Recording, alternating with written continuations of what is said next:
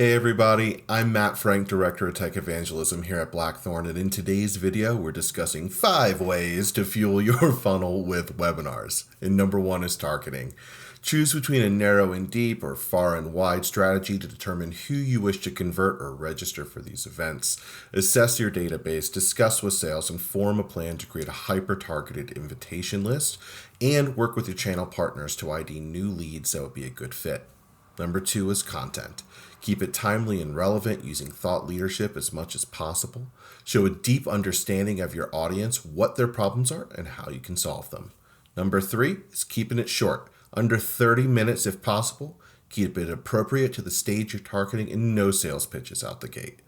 Number 4 is audience engagement. Communicate pre-event with confirmation emails and reminders. During the event, make it engaging with Q&A and polls, and ask for feedback immediately following with surveys, and don't forget to incentivize.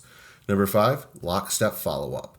Ensure marketing and sales are aligned on the goals of the event and the follow-up plan. Ensure marketing enables sales with talking points from the webinar and that they're aware of any automated follow-up. The key is working together as one team using shared dashboards to gauge your success towards your goals.